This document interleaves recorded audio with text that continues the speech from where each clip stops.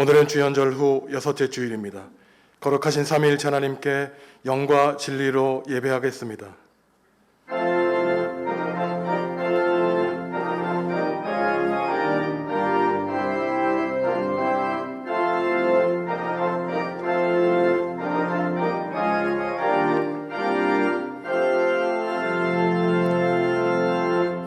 하나님, 오늘도 변함없는 사랑으로 우리의 발걸음을 주님께 인도하여 주시니 감사합니다. 평생에 주님의 이름을 송축하게 하시고 주님의 크신 은혜로 말미암아 거룩한 손을 들어 경배하게 하옵소서. 오늘도 우리가 드리는 예배 가운데 성령으로 임하여 주시고 홀로 영광받아 주옵소서. 예수님의 이름으로 기원하옵나이다. 아멘. 하늘에 계신 우리 아버지, 아버지의 이름을 거룩하게 하시며 아버지의 나라가 오게 하시며 아버지의 뜻이 하늘에서와 같이 땅에서도 이루어지게 하소서. 오늘 우리에게 일용할 양식을 주시고 우리가 우리에게 잘못한 사람을 용서하여 준 것 같이 우리 죄를 용서하여 주시고 우리를 시험에 빠지지 않게 하시고 악에서 구하소서. 나라와 권능과 영광이 영원히 아버지의 것입니다. 아멘.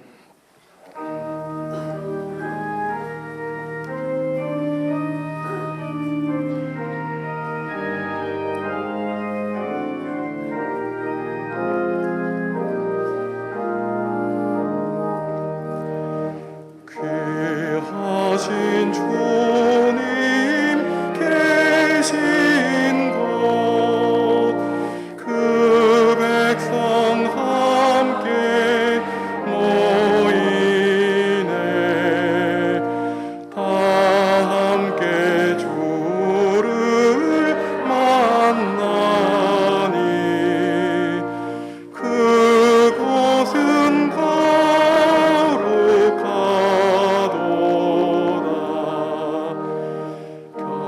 겸손한 사람 마음에 주 항상 같이 하셔서 부끄러움 없게 하시고 천국에 인도하시네. 선하신 목자 우리 주, 사랑이 풍성하도다. 우리가 기다리오니 위로해 주시옵소서. 그 거룩하신 주 앞에 간절히 기도드리니 어두운 즉시 밝아져 큰 영광 보게 하소서.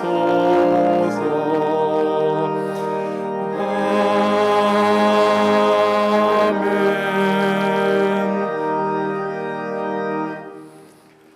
하나님과 이웃과 피조 세계와 나에게 지은 죄를 고백하겠습니다.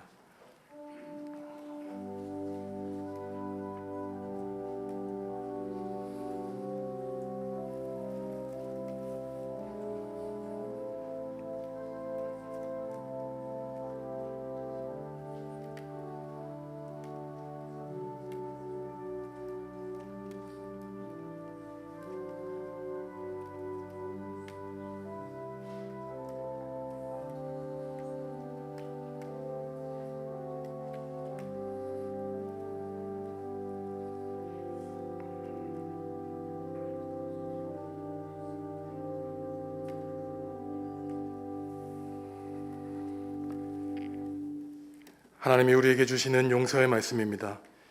내가 여호와인 줄 아는 마음을 그들에게 주어서 그들이 전심으로 내게 돌아오게 하리니 그들은 내 백성이 되겠고 나는 그들의 하나님이 되리라. 아멘. 나는 전능하신 아버지 하나님 천지의 창조주를 믿습니다. 나는 그의 유일하신 아들 우리 주 예수 그리스도를 믿습니다.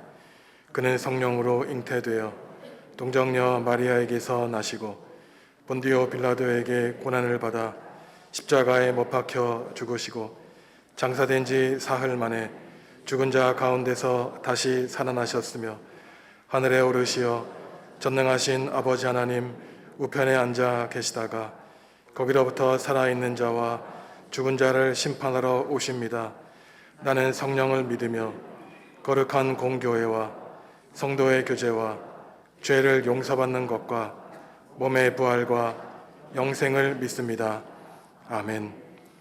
내 영혼아 여호와를 송축하라. 여호와 나의 하나님이여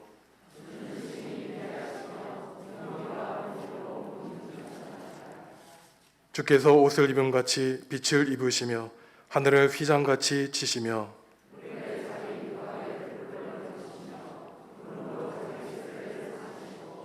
바람날개로 다니시며 바람을 자기 자신으로 삼으시고 불꽃으로 자기 사역자를 삼으시며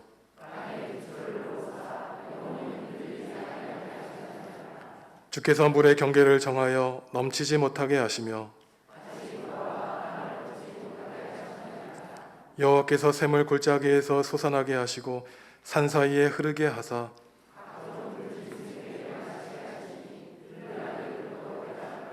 공중의 새들도 그 가에서 깃들이며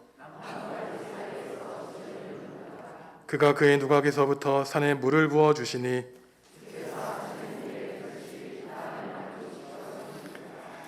아멘.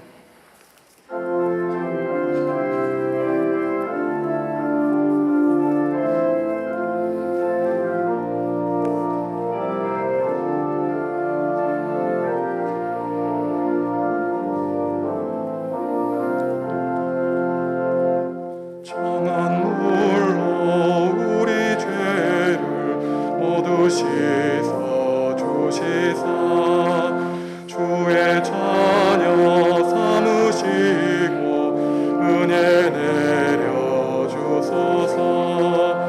빛난 옷을 입으시고 사랑으로 채우며 주의 성령 임하시니 기쁨 넘치옵니다. 주님 앞에 나온 사람 하늘 잔치 참여해 주의 잔과 생명떡을 받아 먹게 하소서. 죄와 유혹 물리치고 주와 동행하면서 하늘나라 시민 되어 승리하게 하소서. 거룩하신 주의 뜻을 우리 알 수 없으나 주님 앞에 존귀 영광 찬양하게 하소서. 죄를 씻고 성령 받아 주님 앞에 나오니 사랑으로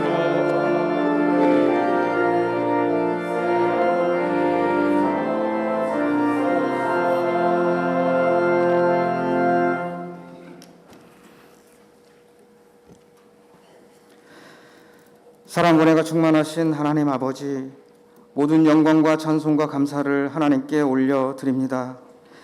지난 한 주간도 하나님의 은혜 아래 보호하여 주셨다가 거룩하고 복된 주일을 맞아 한자리에 모여 예배드릴 수 있도록 은혜 베풀어 주시니 감사를 드립니다. 이 험한 세상 속에서 살아가는 동안 지치고 상한 심령을 가지고 하나님 앞에 나왔사오니 저희들을 긍휼히 여겨주시고 어루만져 주시고 위로하여 주시옵소서. 연약한 저희들이 죄와 더불어 영적 전쟁을 치룰 때에 전쟁에 능하신 하나님께서 강한 성이 되어주시고 창과 방패가 되어주셔서 늘 승리하는 삶을 살게 하여 주시옵소서.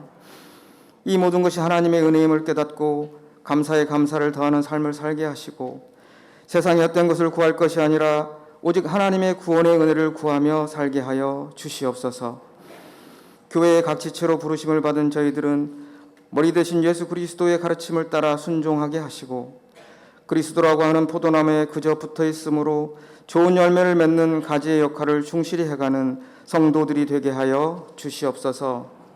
거룩하신 하나님 아버지, 각 교육부서에서 겨울 성경학교와 수련회를 계획하고 진행 중에 있습니다. 정읍중앙교회의 미래를 책임질 다음 세대들에게 어려서부터 복음의 씨앗을 잘 심고 가꾸어서 그들이 어른이 되어서도 신앙의 선배들이 그랬던 것처럼 교회를 아끼고 사랑하며 그리스도의 증인되는 아름다운 신앙의 유산이 되도록 하나님 도와주시옵소서. 눈에 띄지 않는 곳에서 힘든 상황 속에서도 맡은 바 사명을 다하며 고분분투하는 교회 학교 교사들의 수고를 기억하여 주시고 지치지 않고 잘 사명 감당할 수 있도록 성령께서 함께하여 주시옵소서. 그들의 삶에 복의 복을 더하여 주시고 정읍중학교의 교육부서가 날로 성장할 수 있도록 하나님 은혜를 베풀어 주시옵소서. 먼 훗날에도 이 자리에 정읍중앙교회가 굳건히 서 있게 하시고 정읍지역에 진리의 강물을 끊이지 않고 흐르게 하는 복음의 통로가 되게 하여 주시옵소서. 오늘도 진리의 말씀을 준비하여 성도들에게 선포하시는 김선종 목사님과 성령께서 함께하여 주시고 전하시는 말씀을 통해 잠자던 저희들의 영혼이 생명으로 깨어나는 은혜의 시간이 되게 하여 주시옵소서. 각자의 사정으로 이 자리에 함께하지 못하는 교우들도 기억하여 주시고 한없는 사랑으로 함께하여 주시옵소서. 거룩한 하나님의 성호를 찬양하기 위하여 마음과 뜻을 다해 준비한 호산나 찬양대의 찬양을 기쁘게 받아주시고 우리가 드리는 이 예배에 응답하여 주시옵소서. 우리 안에 계시는 신실하신 예수 그리스도의 이름으로 기도하옵나이다.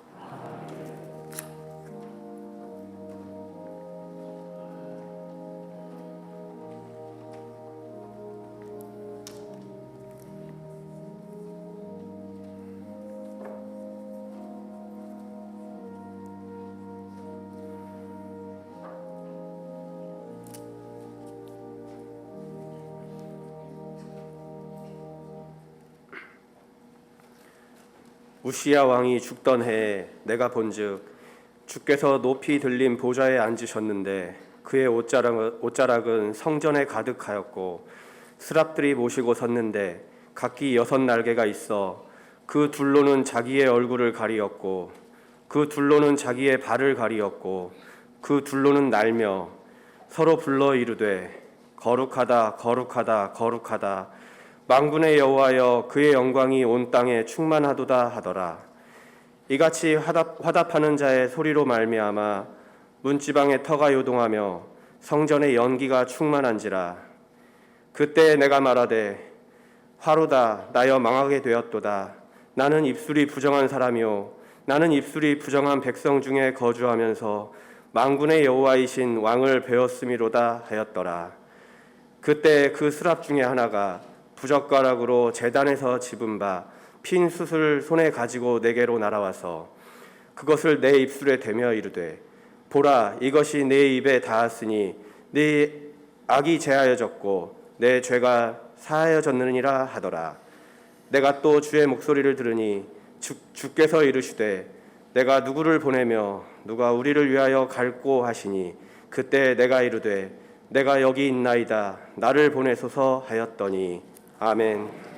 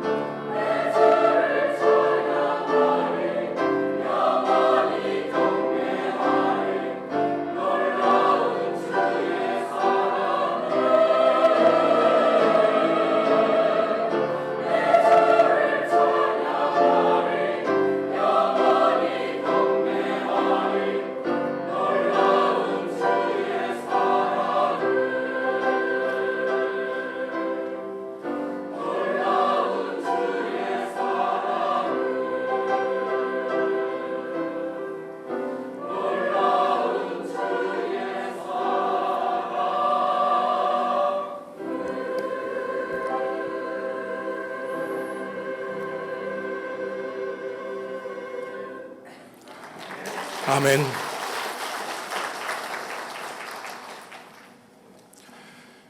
모든 사람에게는 누구나 한 번의 삶이 주어지지만 삶의 모습은 제각기 다릅니다.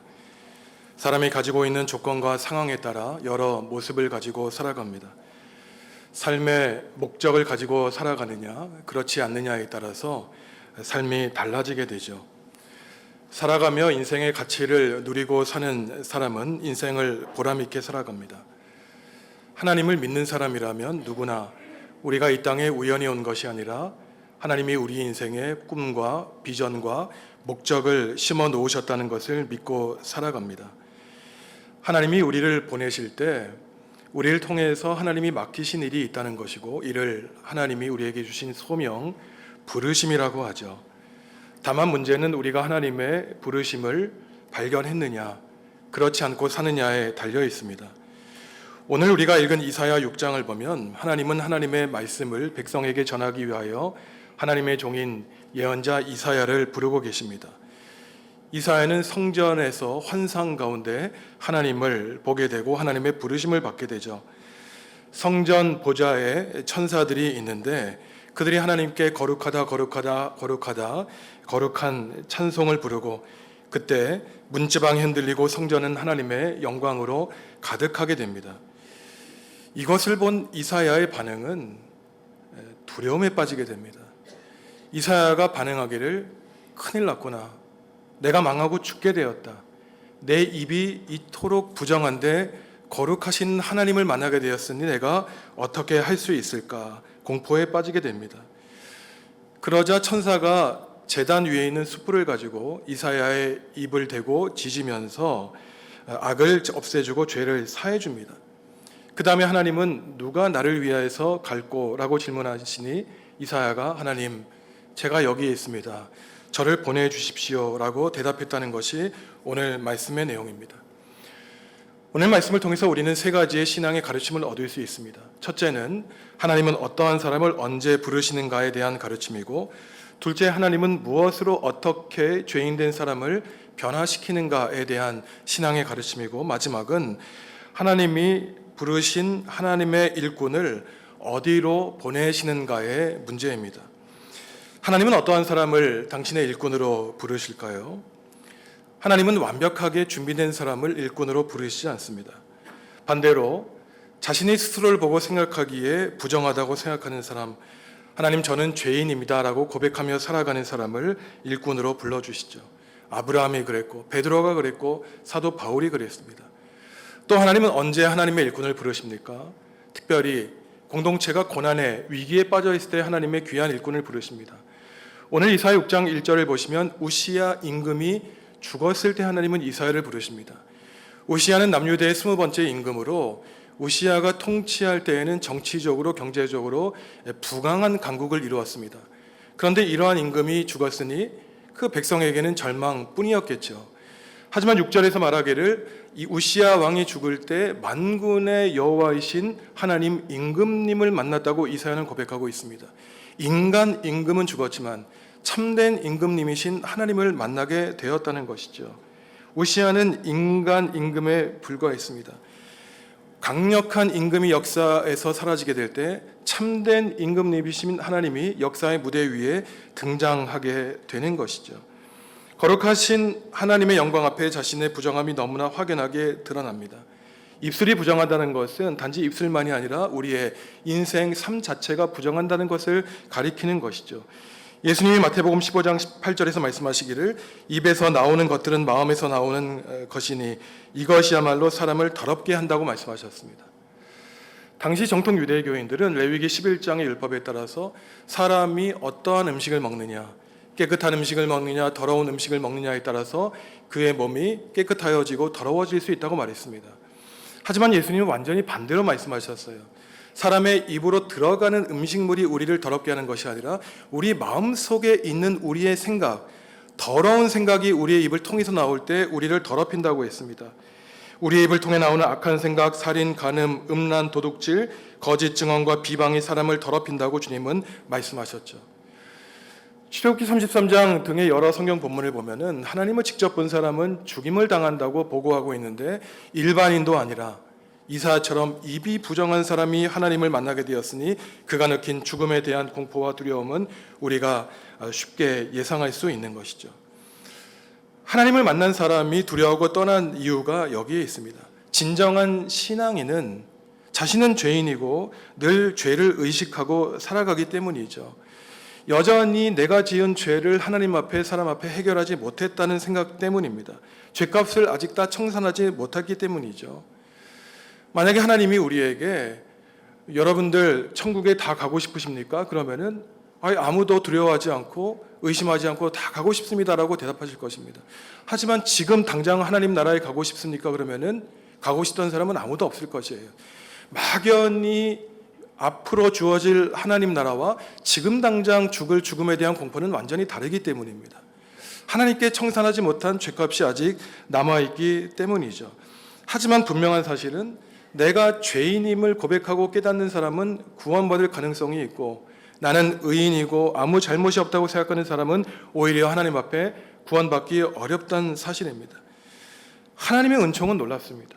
사람의 생각과 계획을 뛰어넘으시죠. 하나님은 자신이 스스로 잘났다고 생각하는 사람을 사역의 파트너로 삼지 않으십니다. 참 부담을 갖고 계신 거예요. 우리 사람도 그렇지 않습니까? 내가 뛰어내니 나를 사용하라고 하는 사람은 자기의 주장이 강하기 때문에 참 불편한 사람입니다. 하지만 하나님은 어떠한 사람을 사용하십니까? 하나님, 저는 죄인이기 때문에 감히 하나님 앞에 사람 앞에 나설 수 없습니다. 겸손한 이사야와 같은 사람을 일꾼으로 부르시죠. 자신의 인생을 깊이 묵상하는 사람은 하나님의 부르심에 대해서 쉽게 응답하지 못합니다. 하지만 자기 자신의 죄성을 잘 모르는 사람은 하나님의 부르심에 넉넉고 그저 쉽게 반응을 하는 것이죠. 예수님이 이렇게 말씀하셨죠. 나는 의인을 부르러 온 것이 아니라 죄인을 부르러 오셨다고 주님은 우리에게 말씀하셨습니다. 그러니 예수님을 부인한 베드로도 변화시켜 주셨고 예수 그리스도의 제자들을 죽이러 다녔던 박해했던 사도 바울도 변화시켜 사용해 주셨습니다. 하나님은 자기 자신을 잘났다고 의롭다고 여기는 사람은 사용하기를 거절하시고 자신이 부족하고 겸손하게 여기는 사람을 즐겨 사용하시죠. 이처럼 하나님은 입이 부정한 이사야를 하나님의 일꾼으로 불러주셨습니다. 여기에 말씀을 통해 주시는 둘째 가르침이 있는데 우리를 변화시켜 주시는 하나님은 어떠한 분이신가에 대한 가르침이죠. 하나님을 만난 이사야는 이제 망했다고 죽게 되었다고 걱정합니다. 자신의 먼지와 같은 이 죄로 가득한 인생을 하나님 앞에 내어놓게 되었으니 참으로 하나님의 처분이 두려웠던 것이죠. 자신의 입이 더럽다고 생각했고 더 나아가 모든 백성의 입이 더러운 가운데 나도 더하고 있으니 내가 죽게 되었다고 고백하고 있습니다. 사람은 대부분 입으로 죄를 짓죠. 다른 사람을 욕하고 비난합니다. 다른 사람의 비밀을 모든 사람에게 폭로하죠. 그러면서 자기의 얼굴에 침을 뱉습니다. 이러한 이사야의 문제, 입이 부정하다고 하는 이사야의 문제를 하나님이 해결해 주십니다. 어떻게 해결해 주십니까? 날개 달린 뱀의 모습의 형상을 한 천사인 스랍이 제단불에 있는 숯불을 가져다가 이사야의 입을 지집니다. 이것은 물론 환상에서 이루어진 일이지만 이스라엘 백성이 광야에서 전쟁을 치르고 전리품을 하나님께 성물로 바칠 때 그냥 더러운 먼지 묻은 금은 보화를 하나님께 바칠 수 없었죠. 불에 녹는 것은 물로 씻어 바쳤고 불에 녹지 않는 것은 불로 정결하게 해서 하나님께 성물로 바쳤습니다. 그러니 하나님이 숯불로 이사야의 집을 지졌다는 것은 우리의 부정한 입술을 하나님의 성령의 숯불로 정화하여 하나님의 사람으로 변화시켜 주셨다는 것입니다. 숯불로 우리의 입술을 정화시키는 이 과정은 하나님의 일꾼으로 부르심을 받기 전에 반드시 거쳐야 되는 과정임을 우리에게 말하는 것입니다. 고통스러운 과정, 숯불로 우리의 삶과 입술을 지지는 이 고통스러운 과정을 거쳐야만 거룩한 하나님의 일꾼으로 거듭난다는 것이죠. 사명을 받기 전에, 사명을 감당하기 전에 반드시 우리는 우리 자신을 돌아보아야 된다는 것입니다. 우리도 매주일 드리는 예배 과정을 통하여 하나님, 우리의 부정한 입술을 오늘 제단의 숯불로 지져주십시오. 우리를 죽여주시고 새로운 창조물로 거듭나게 하여 주십시오. 변화되어야 되는 것이죠. 사람을 비난하고 욕했던 부정하고 더러운 입술에서 하나님을 찬양하고 사람을 격려하고 위로하는 거룩한 입술로 변화시켜달라고 기도해야 되는 것입니다. 이것은 나 자신의 의지와 노력으로 가능한 것이 아니라 오직 하나님의 은혜로 하나님을 인격적으로 만남으로 가능한 것이죠. 사람은 누구나 단점을 가지고 살아갑니다. 불리한 조건, 약점, 흠을 가지고 살아가죠. 어떤 사람은 외모가 약점이고, 어떤 사람은 학벌, 어떤 사람에게는 아무리 고치고 싶어도 고치기 힘든 중독인 술, 담배, 도박, 게임, 성문제나 기타 여러 문제가 치명적인 약점으로 작용할 수 있습니다. 누구나 나의 약점은 알고 있지만 문제는 나의 의지와 노력으로 내 단점을 극복하기 어렵다는 것이죠. 오늘 이사야가 하나님을 만나게 했을 때 망하게 되었다. 나의 부정한 입술을 가진 나를 하나님이 어떻게 처리하실까? 이 두려움에 빠진 것은 이사야가 하나님을 만났을 때 순간적으로 즉각적으로 반응한 것이 아니었습니다. 이사야가 거룩하신 하나님을 만났을 때 자신의 돌아온 인생 과거를 한눈에 돌이켜 볼 수 있었던 것은 평소에 매일 아침 저녁마다 자신의 모습을 하나님께 돌이켜 보았기 때문이에요. 만약에 평소에 자신의 입이 순결하고 거룩했으면 하는 거룩한 마음과 고민이 있었기 때문에 가능한 것입니다. 평소에 내가 하나님 보시기에 옳은 삶을 사는지 그렇지 않은지라고 생각하고 하나님을 만나면 이러한 놀라운 고백을 하지 못했기 때문일 것입니다.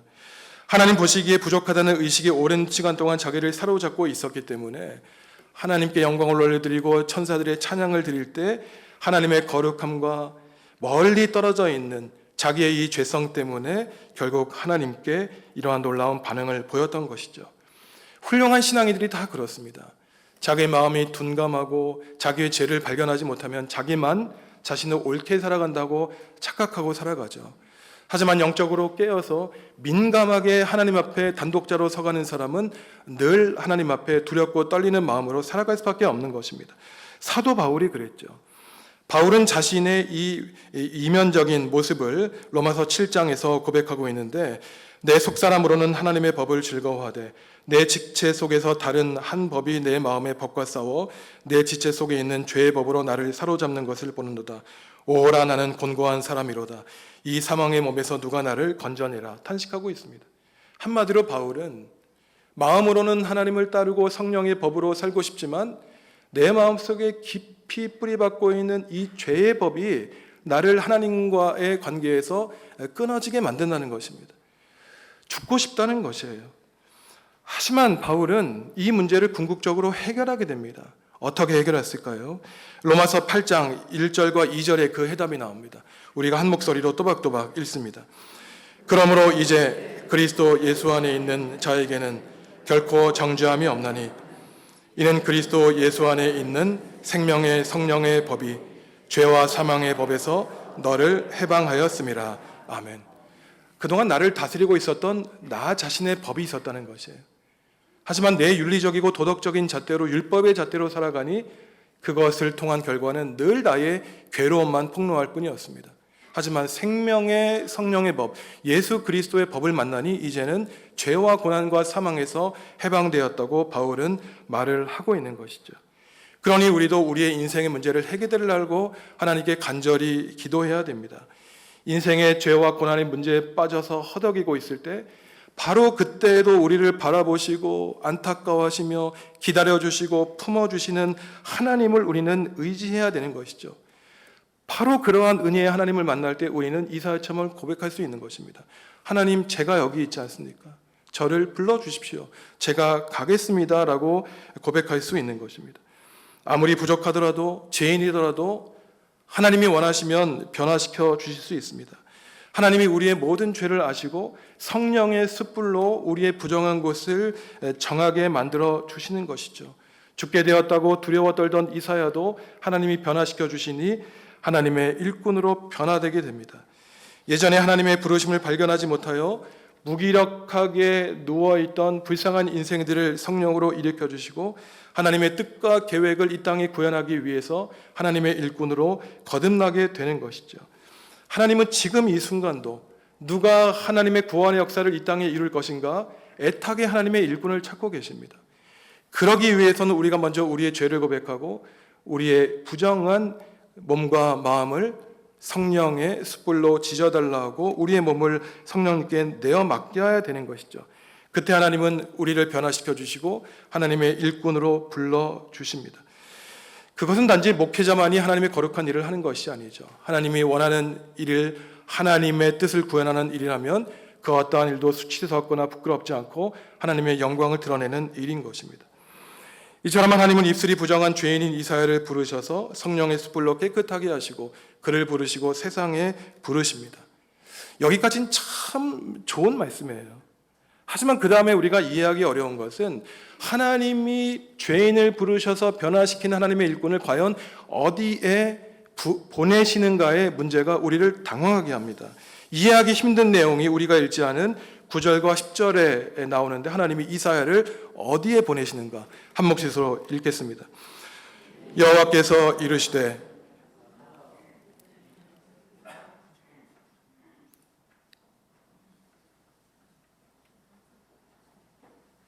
네, 9절, 10절.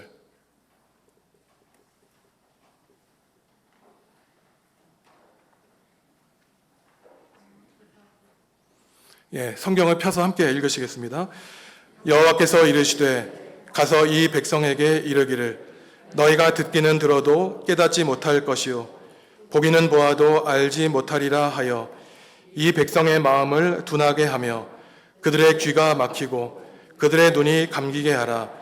염려하건대 그들이 눈으로 보고 귀로 듣고 마음으로 깨닫고 다시 돌아와 고침을 받을까 하노라 하시기로. 아멘.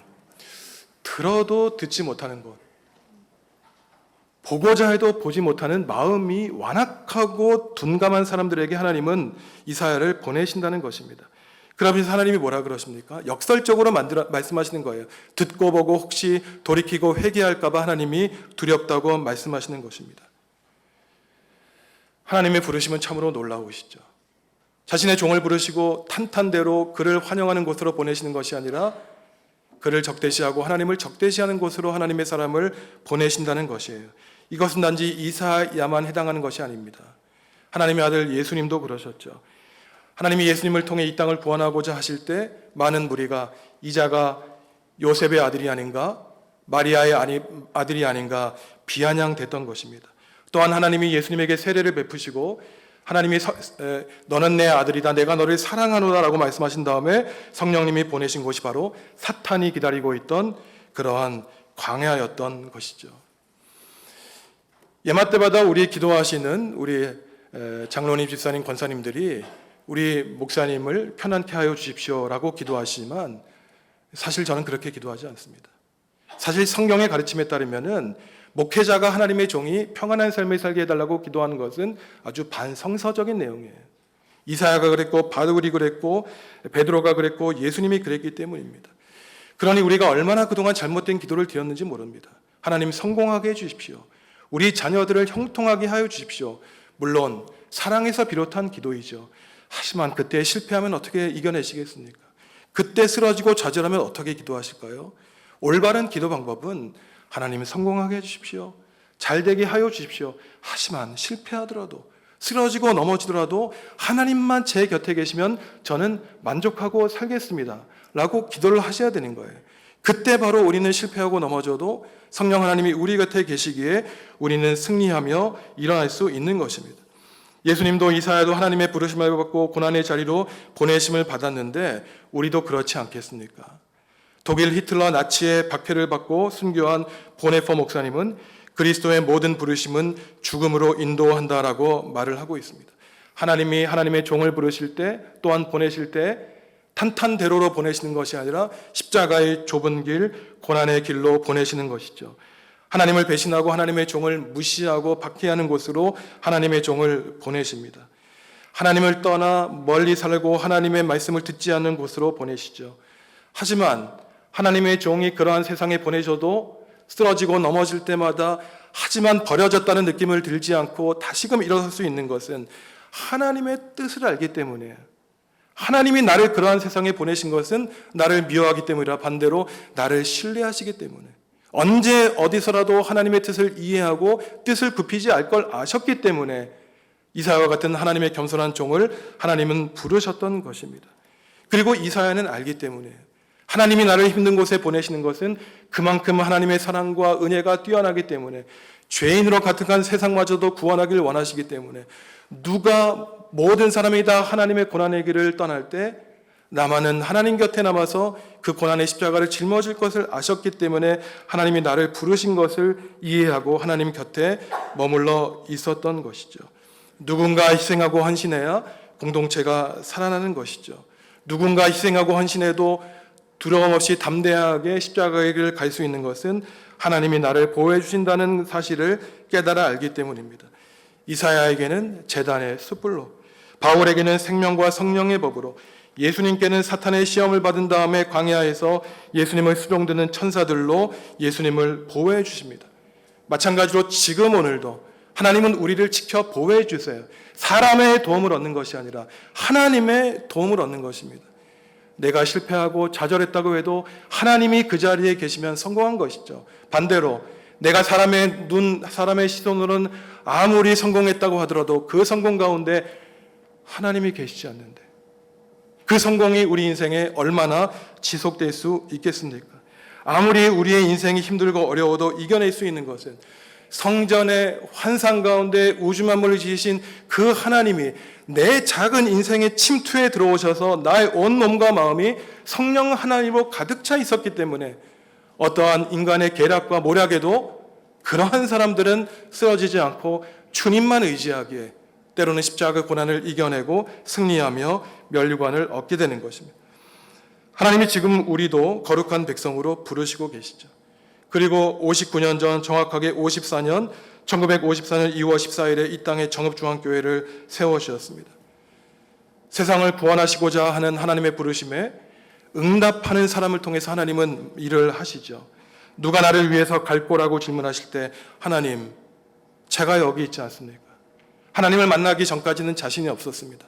무능했습니다. 하지만 성령의 숯불로 제 인생을 이제 깨끗하게 씻어주셨사오니 거룩한 일꾼으로 하나님 곁에 남아있겠습니다. 저를 보내주십시오라고 외칠 수 있는 것입니다. 인생길을 걸어가면서 쓰러지고 넘어질 때 우리가 다시 일어나지 못하는 이유가 무엇일까요? 하나님의 부르심을 잊었기 때문에 나를 소중히 여기시고 한 번 사는 인생을 통하여 하나님 나라와 교회를 위해 헌신하시도록 하신 그 하나님의 거룩하신 부르심을 잊었기에 모든 것 다 잊어버리고 이제는 내 의지와 내 힘과 노력만이 내 인생에 가득했기에 쓰러지고 넘어질 때 더 이상 내가 일어날 힘이 없어지게 되는 것입니다. 성도 여러분, 오늘 예배를 마치고 예배당 밖으로 나갈 때 우리를 기다리는 세상은 녹록하지 않은 세상일 것입니다.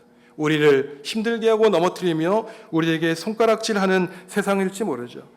하나님께로 돌아올 가능성이 없는 그러한 세상일지도 모릅니다. 하지만 우리가 어떠한 세상에서 맞서 싸울 수 있는 것은 성령님이 우리와 함께하여 주시고 우리의 입술에 성령님의 능력을 더하여 주셨기 때문입니다. 하나님이 이 세상을 사랑하시고 변화시킨다는 사실을 믿기 때문에 하나님이 포기하지 않으셨는데 하나님의 일꾼이 포기할 수 없습니다. 나 자신과 교회와 민족을 향한 소명, 하나님의 부르심을 발견하고 붙들고 살아갈 때 우리는 결국 인생에서 승리할 수 있습니다. 성도 여러분, 하나님의 소명, 하나님의 부름을 기억하시고 성도 여러분의 인생을 믿음의 인생길에서 반드시 승리하시기 바랍니다. 이것이 바로 소명이 우리에게 주시는 복음의 능력의 말씀입니다. 기도하시겠습니다. 하나님, 우리를 세상에 보내주시고 하나님의 사랑과 보호 아래 살게 하시니 감사합니다. 우리 모두 하나님의 뜻과 계획과 소명을 다시 발견하여 하나님의 부르심에 바르게 응답하고 승리하며 살아가게 하여 주시옵소서. 예수님의 이름으로 기도합니다. 아멘.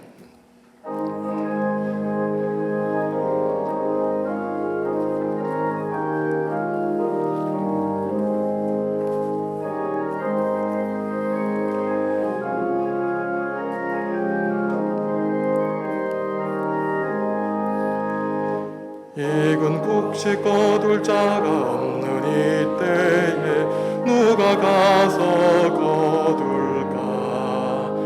내가 어찌 게으르게 앉아 있을까? 어서 가자 밭으로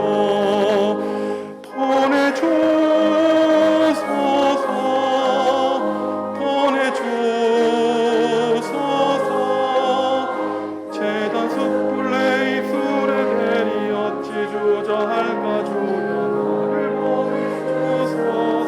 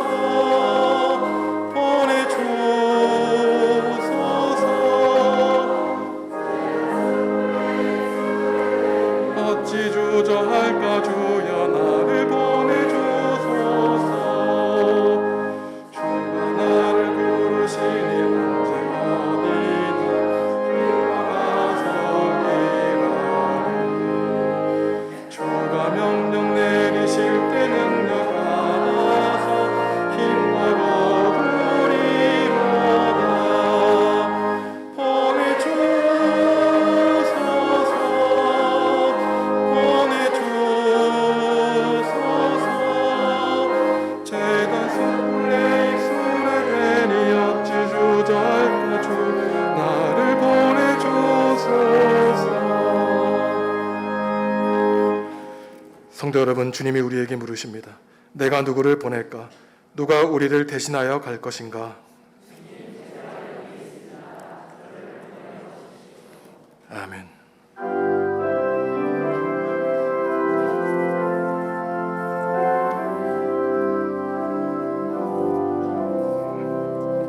내 주 예수 주신 은혜 하나뿐만 내 주 앞에 이자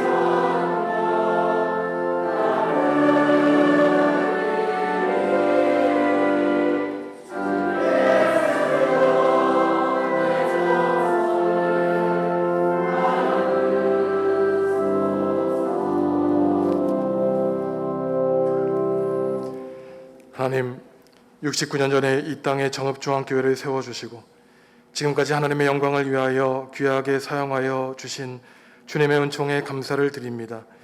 비록 힘들고 어려운 때도 있었지만 하나님의 신실한 종들을 통하여 멈추지 않고 끊임없이 하나님의 구원의 역사를 일구게 하시니 감사합니다. 주님이 친히 세우신 교회가 앞으로도 하나님께 영광 올리고 지역사회의 복음의 빛을 밝히는 교회 될 수 있도록 성령의 능력을 더하여 주시옵소서. 건강과 재물과 가정과 삶의 여러 고단한 문제로 기도하는 성도들이 있습니다. 이들이 자신을 향하신 하나님의 계획을 발견하게 하셔서 모든 어려움을 참고 견뎌내 결국 이겨낼 수 있도록 성령께서 인도하여 주옵소서. 가족과 이웃에게 복음을 전하기 위하여 애타게 간구하는 교우들이 있습니다. 이들의 간절한 기도를 들어주시고 응답하여 주시옵소서. 튀르키예와 시리아에서 발생한 지진으로 2만 명이 넘는 생명이 목숨을 잃었습니다. 하나님, 불쌍히 여겨 주시옵소서. 사람의 힘으로는 도저히 해법을 찾을 수 없으니 주님이 긍휼을 베풀어 주시옵소서. 파견된 구조대원들을 지켜보아여 주시고 이들을 통하여 생명을 구하여 주옵소서. 김도희 청년을 우리 교회 새 식구로 삼아주시니 감사합니다. 믿음의 가정에 함께하여 주시고 음악으로 세상을 아름답게 하는 일에 하나님의 영감을 더하여 주시기를 원합니다. 오늘 진행되는 영화부 수련회 가운데 함께하여 주시고 주님이 사랑하시는 어린 자녀들과 이들의 가정에 주님의 크고 놀라우신 복과 은혜로 채워 주시옵소서. 임정국 베인의 14남의 아들 임성빈 군이 나라의 부르심을 받고 입대하게 되었습니다. 하나님 건강 지켜주시고 좋은 사람들 만나게 하여 주시고 복음의 일꾼으로 삼아 주셔서 그 힘들고 어려운 상황 가운데 오직 하나님의 말씀을 의지하고 건강하게 제대할 수 있도록 주님 모든 시간 가운데 동행하여 주시옵소서.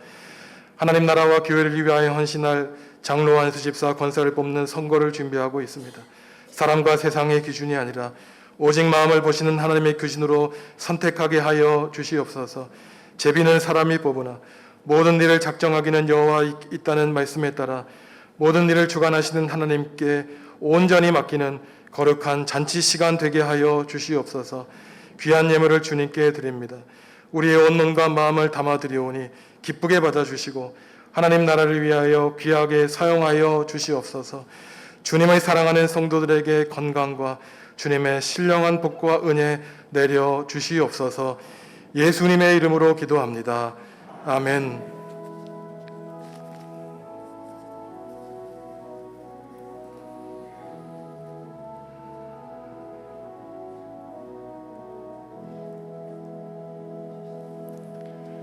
주님의 평화가 성도 여러분과 함께 하시기를 바랍니다.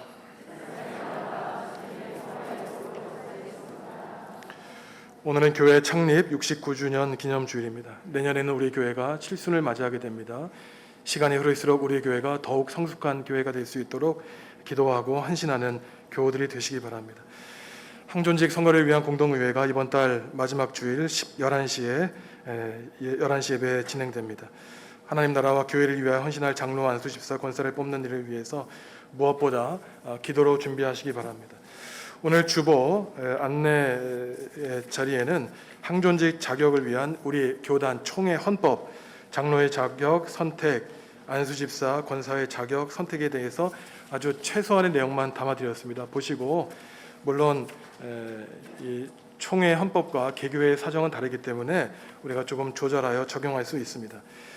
홈페이지에 보시면은 이러한 총회 헌법뿐만 아니라 교직원에 대한 시행세칙이 있습니다. 4장 17조에서 24조까지 근거와 범위, 선거원칙, 선거운동, 선거일 공고, 선거사무, 후보자 자격, 선거 공보, 선거 방법이 있는데 19조 선거운동만 잠깐 읽어드리면 본교회는 선거에서 특정인을 당선케 하거나 낙선케 할 목적으로 선거운동을 할 수 없다. 후보의 자격을 가진 자는 당선을 목적으로 교회 내에서나 밖에서 선거인을 상대로 신방하거나 향응과 금품 제공을 할 수 없다라고 규정되어 있습니다. 우리 교회는 성숙한 교회이기 때문에 이런 일을 안 하시겠지만 한 가지 쉬운 방법을 알려드리면은 전화하거나 대화로 이 사람을 뽑으십시오 하면은 그 사람은 안 뽑으시면 됩니다. 하나님의 일은 하나님이 하세요. 하나님의 이 교회의 주인은 하나님이십니다. 저는 교회의 목회를 하면서 전혀 인간적인 걱정과 근심을 안 합니다. 하나님이 계시기 때문에, 하나님을 믿지 않기 때문에 걱정하는 것이죠. 그래서 우리가 조용히 정말로 그 진보다리에 있는 사울을 왕으로 선택하여 주신 것처럼 일곱 아들 다 사무엘이 보았지만 목동 양치는 가운데 있었던 다윗을 뽑아주신 것처럼 사람의 눈에 보이지 않는 하나님의 거룩한 일꾼을 이번 선거를 통해서 뽑아주시리라고 확신합니다. 어제와 그제 청년부 수련을 은혜롭게 마쳤고 오늘 지금 영아부 성경학교가 진행되고 있습니다. 제가 예배 전에 잠깐 들려봤는데 수많은 아이들이 와서 지금 뭐 자리가 모자랄 지경입니다. 어린 생명 우리 교회에 나와서 하나님의 일꾼으로 성장할 수 있도록 겨울성학교 수련회 교사들, 자녀들, 우리 교역자들을 위해서 기도해 주시기 바랍니다. 지난달부터 전도 캠페인을 진행하고 있습니다. 지난주에 보셨던 영상 다시 한번 오늘까지만 보시겠습니다. 이런 상태라면 1년 3개월 정도밖에 남지 않았습니다.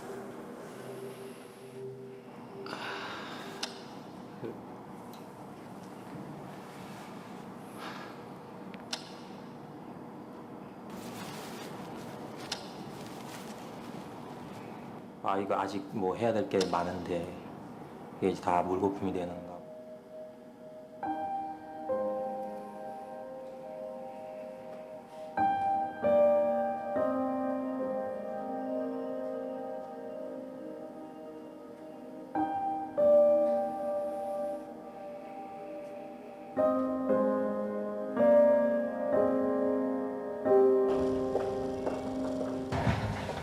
요즘 많이 바쁘시죠? 검사 결과가 좀 나왔는데 생각보다는 조금 좋지 않게 나왔습니다. 좀 이런 말씀드리기 좀 뭐하지만 이런 상태면 한 9개월 정도 남으실 것 같습니다. 뭐가요? 뭐가 잘못 나온 건데요? 6개월 정도밖에 남지 않았습니다. 네? 뭐가요? 결과서를 좀 드릴 테니까 차근차근 보고 계시면 제가 다 갔다 와서 다시 자세히 설명을 드리겠습니다.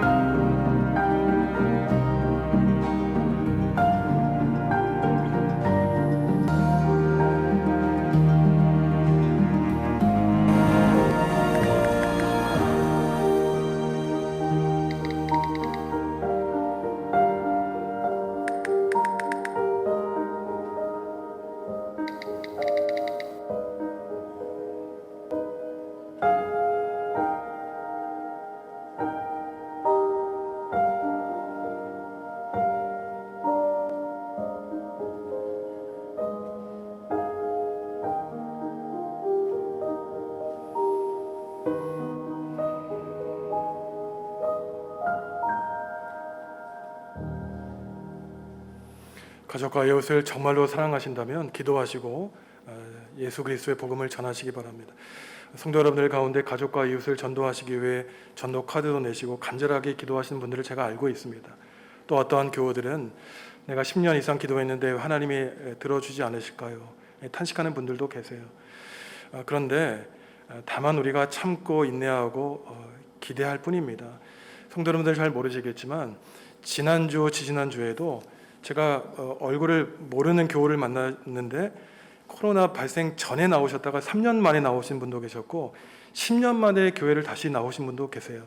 그래서 제가 특정해서 말씀드리기 어렵지만 사실 지금 이 자리에도 한 달 전에 우리 교회 처음 나오셔서 어릴 때 나오셨다가 뭐 20, 30년 만에 나오셨는데 자녀들과 함께 예배에 참석하는 교우들도 있습니다. 소망을 가지고 열심히 인내하며 우리가 기도하면은 하나님의 주권으로 우리의 기도를 들어주실 것입니다. 이번 한 주 동안도 세상에 나아가 예수 그리스도의 제자로서 복음의 빛을 널리 전하는 우리 중앙교회 성도 여러분들 다 되시기를 간절히 부탁드립니다. 일어나셔서 주님께 찬양하시겠습니다.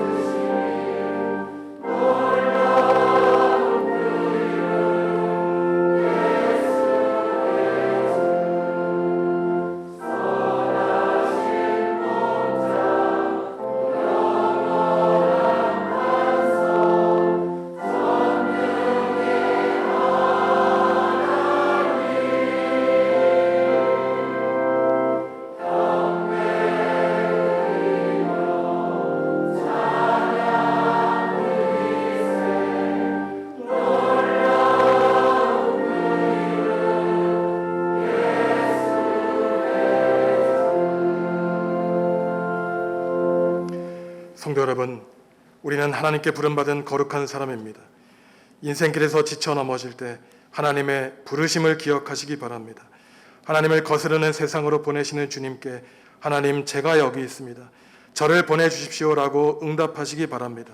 그때 주님이 여러분을 강하신 두 손으로 붙들어 주실 것입니다. 예수님의 은혜와 하나님의 사랑과 성령님의 사귐이 하나님의 부르심에 응답하여 주님의 거룩한 뜻을 세상에 널리 전하며 살기로 다짐하는 성도들에게 지금부터 영원히 함께 하시기를 간절히 축원하옵나이다.